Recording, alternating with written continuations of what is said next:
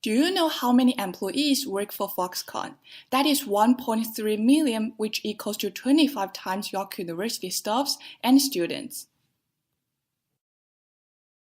Do you know how many iPhones are made by Foxconn? That is 90 million per year. However, the company was not known for these dramatic numbers. It was known widely because of its suicide rate.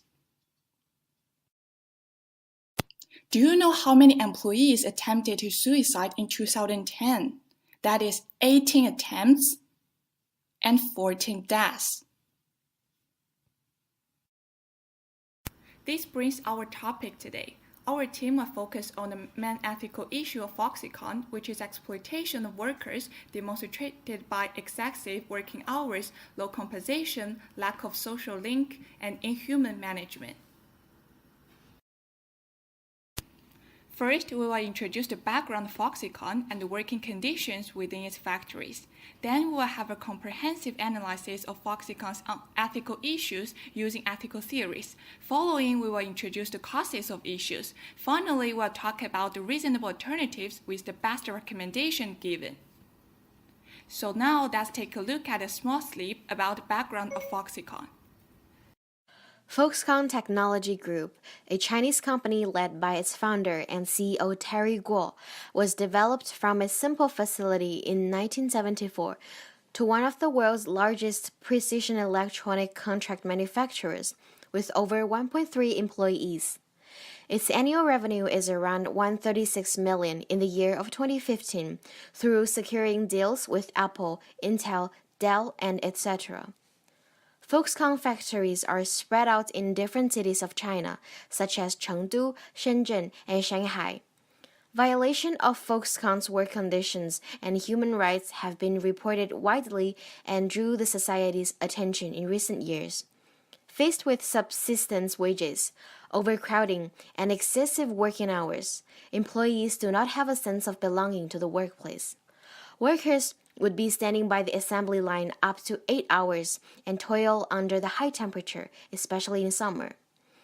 On average, workers make 1.86 Canadian dollars per hour and work 12 hours, 6 days a week without receiving any overtime compensation. When joining the company, Foxconn workers are required to sign a voluntary overtime working agreement so that the factory takes no accountability for their long hours of work. Employees rarely stop working except to eat and sleep, and are faced to put in long hours and work overtime just to make a $130 month, said by the undercover reporter with Southern Weekly. A typical worker would share a small dormitory room with 8 other colleagues. Besides the inferior working and living condition, employees also need to suffer mental distress from loneliness and verbal abuse by superiors. In addition, life inside the factories is gloomy because there are nearly no social links between the workers. They are not allowed to talk to each other. Phones and other electronic devices are forbidden in the workplace. The excessive working hour and limited communication channel place them in a highly stressful and unfriendly mental environment, which accounts for Foxconn workers' bad physical and mental health condition. Based on the background given, Yahoo News have various articles discussed about Foxconn ethical issue using ethical theory. Let's take a look. The first article is about utilitarianism and focused on the gain and loss of key stakeholders due to the violation of employees' human rights. To begin with, workers in Foxconn have a little benefit even though they are the main victim of this system. Most workers were peasants from rural areas of China.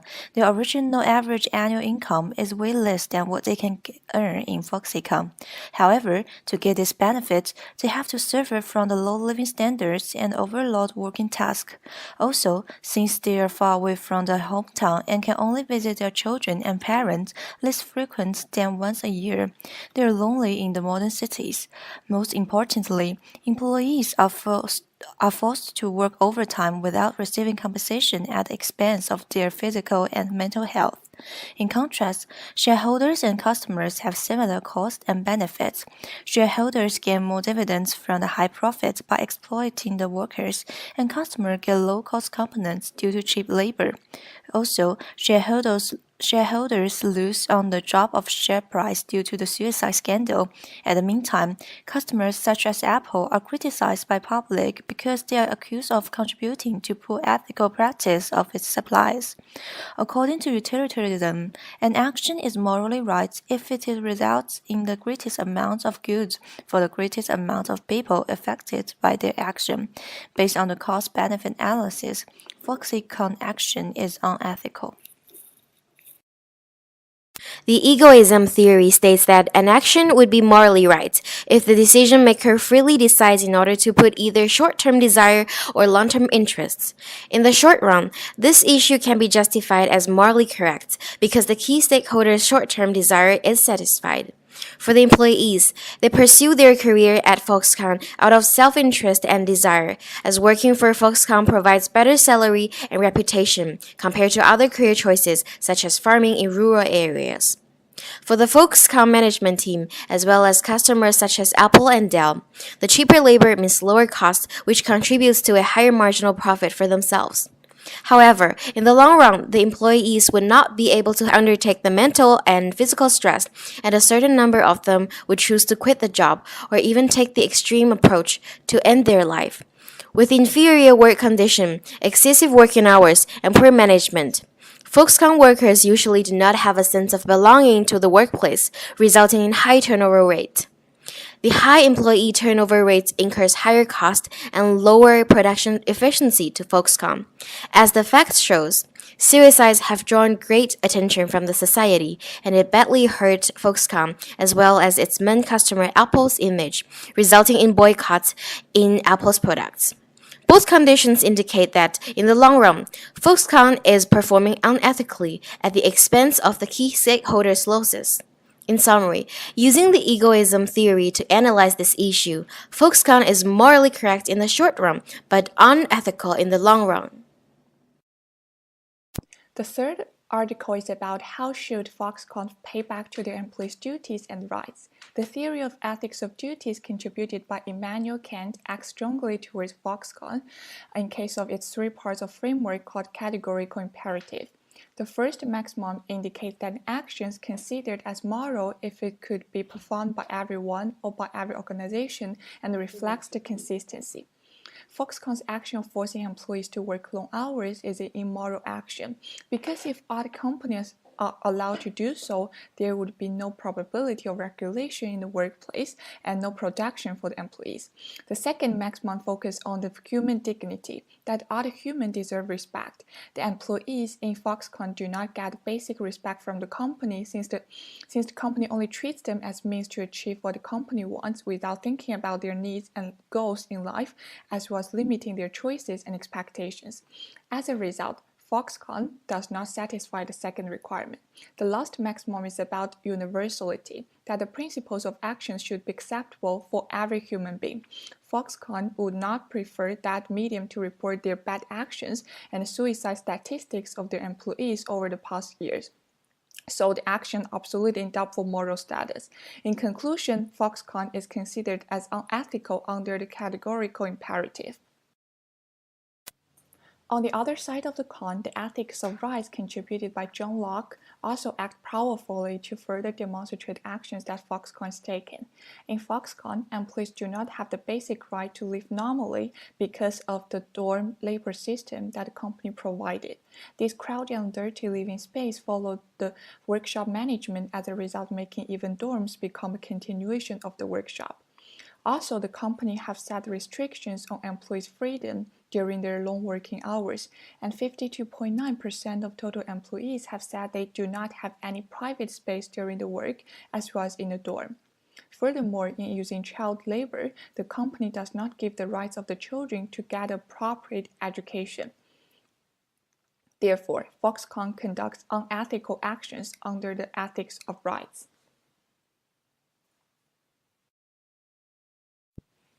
Foxconn, consider its large operation size, should be responsible for any issues they may cause in society.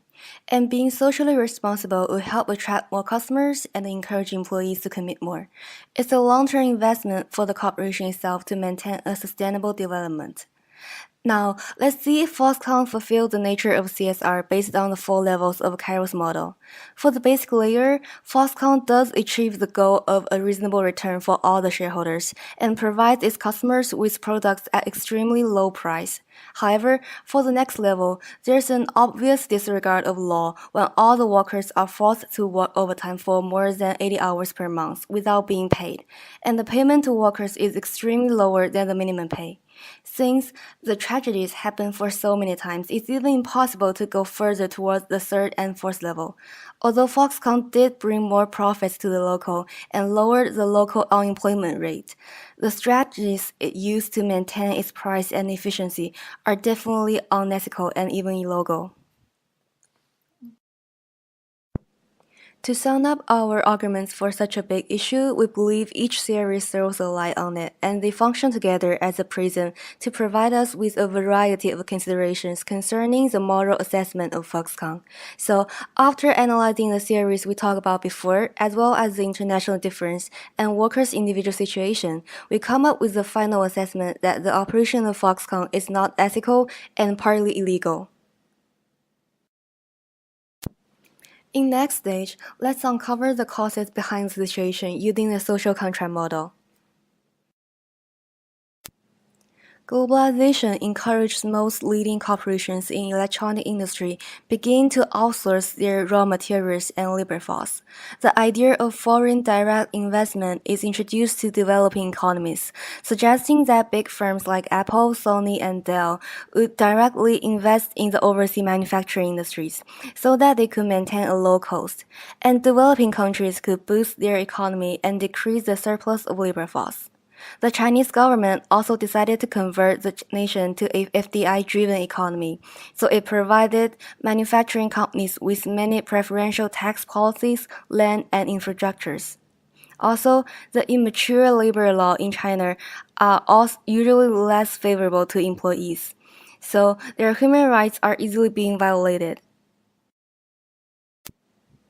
And in practice, almost half of the workers proactively ask for working overtime to get more payment, though it's only a very little portion.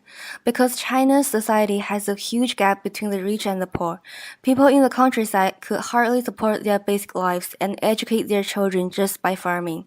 These people who keep moving around in big cities as cheap labor are called migrant workers.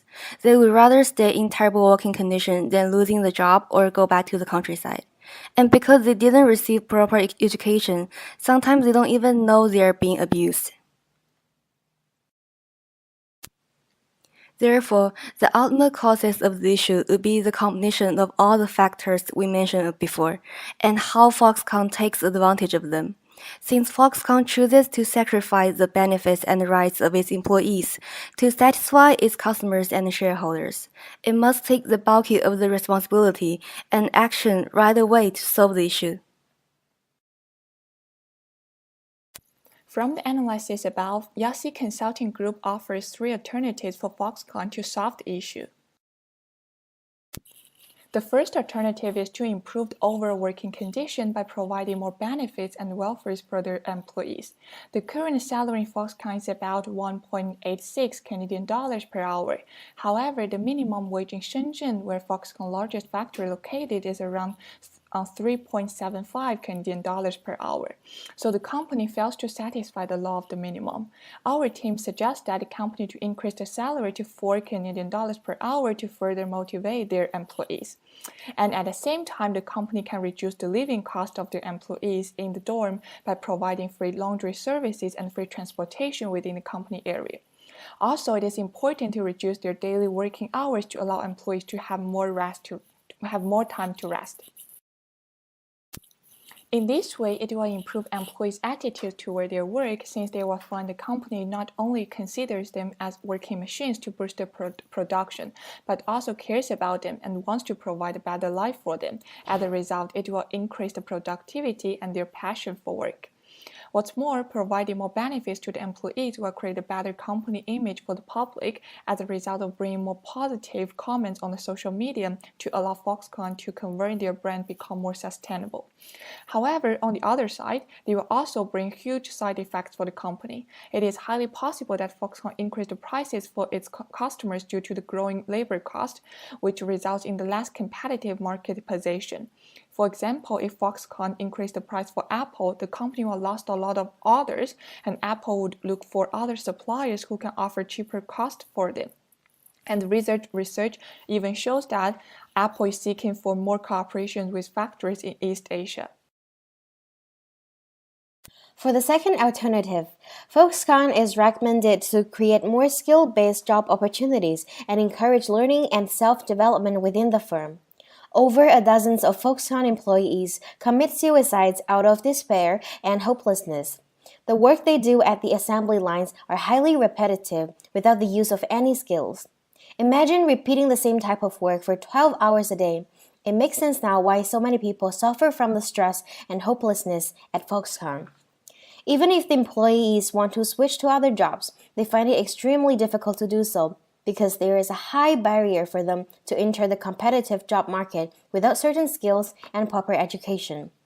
Foxconn needs to take action on long-term sustainability to their stakeholders.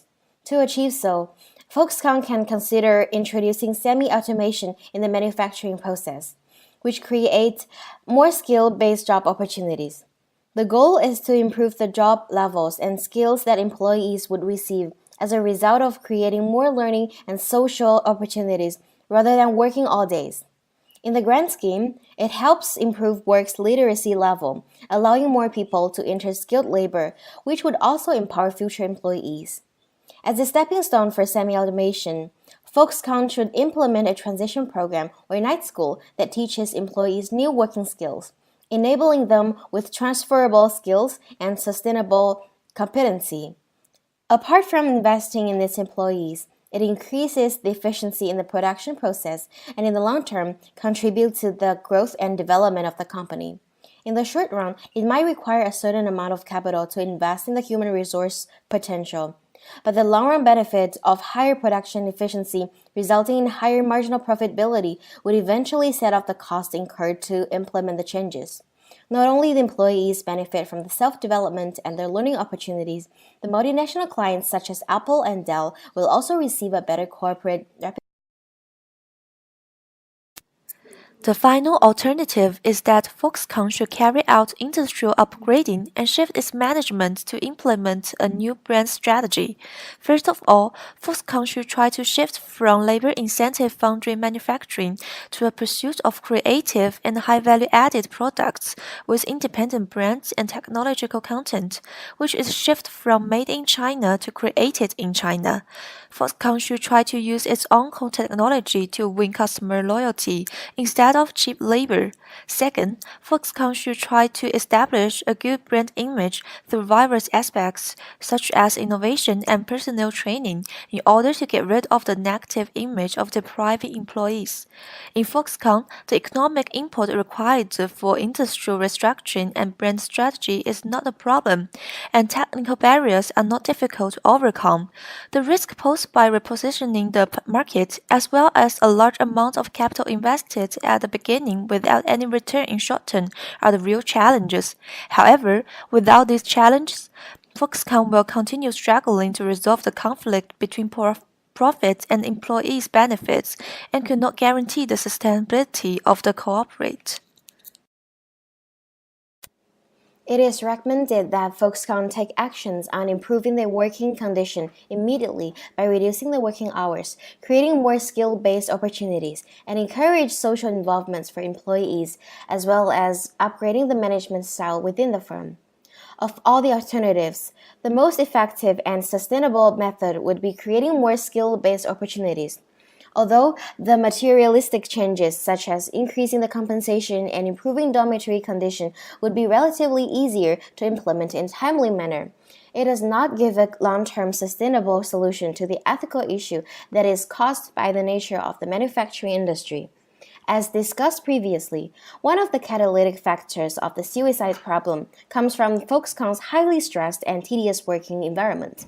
It is important to change workers' perception of Foxconn internally in order to maintain a good working environment and healthier mental condition, and eventually build employees' sense of belonging to the workplace. First of all, the introduction of the semi-automation aligns with the growing use of automation in today's manufacturing industries, which is predicted to be the future trend to follow. Secondly, the use of the system brings more skill-based job opportunities, and as a stepping stone, a transition program needs to be implemented in the form of night school or training program, enabling the workers with transferable skill and sustainable competency. More social connection and interaction is also expected through the training program as employees are encouraged to exchange ideas and communicate with each other. Using the triple bottom line concept to evaluate this alternative, it has overall the greatest amount of positive impact to the society among others. Economically, for big organizations such as Foxconn, remaining prosperous and profitable is vitally important. Reducing costs, adding value, creating economic opportunities ensures the healthy operation of the corporate business. With the semi-automation system, production efficiency is expected to increase, resulting in a lower production cost.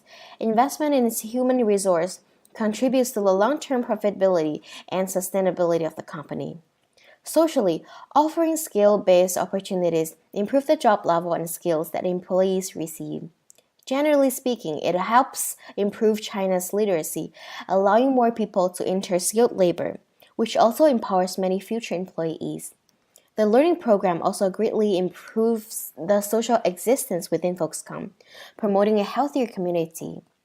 There is very subtle environmental impacts brought by the implementation of this alternative, but with proper use of automated machine and control on raw material input, it will be easier to reduce the waste and polluting emissions